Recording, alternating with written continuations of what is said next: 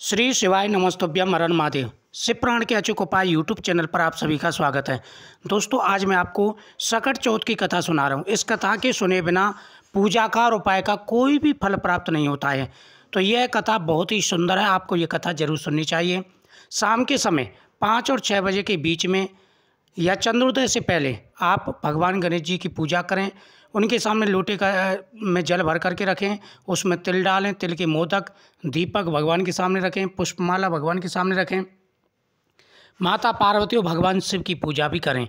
उसके बाद में हाथ में पुष्प और तिल लेकर के आपको कथा सुननी है। प्राचीन समय की बात है, एक नगर में सेठ और सेठानी रहते थे। वह भगवान की पूजा पाठ नहीं किया करते थे। काफ़ी समय हो गया लेकिन उनकी कोई संतान नहीं थी। एक समय जब सकट चौथ का व्रत था तो वह सेठानी अपनी पड़ोसिन के घर गई और वहाँ पर देखा कि वह पड़ोसिन सकट चौथ माता की पूजा कर रही है। उसने पूछा कि इसके करने से क्या फल मिलता है। उन्होंने कहा कि भगवान गणेश और चौथ माता पुत्र धन प्राप्ति का आशीर्वाद देती हैं, घर में सुख और समृद्धि का वास होता है। उन्होंने कहा कि अगर मेरी भी संतान होगी, वहीं सेठानी ने संकल्प किया भगवान के सामने, अगर मेरी भी संतान होगी तो मैं 1.25 सेर का तिलकुट करूंगी और सकट चौथ का व्रत रखूंगी। भगवान गणेश ने उसकी प्रार्थना स्वीकार कर ली और उसको सुंदर पुत्र रत्न हुआ। लेकिन फिर भी उसने सकट चौथ का व्रत नहीं किया, ना ही उन्होंने तिलकुट किया। लड़का बड़ा हो गया तो उसने कहा कि जब बेटे का विवाह होगा तो मैं 5 सेर का तिलकुट करूंगी।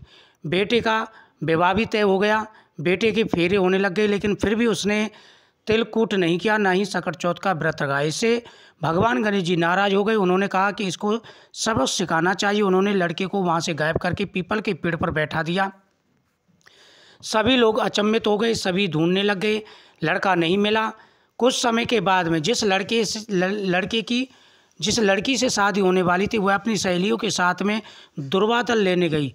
उस दिन सकट चौथ का ही दिन था, तो वह दुर्वा ले रही थी तो वहाँ पर पीपल पर बैठे हुए लड़के ने कहा कि ओ मेरी अर्धब्याही।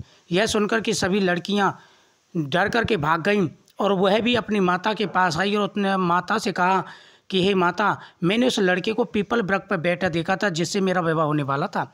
उसकी लड़की की माँ उसके पास गई और बोली, अब तुम क्या चाहते हो? एक तो मेरी बेटी को अर्धब्याही कर दिया। उसने कहा इसमें मेरा कोई कसूर नहीं है, ये मेरी माता की गलती है।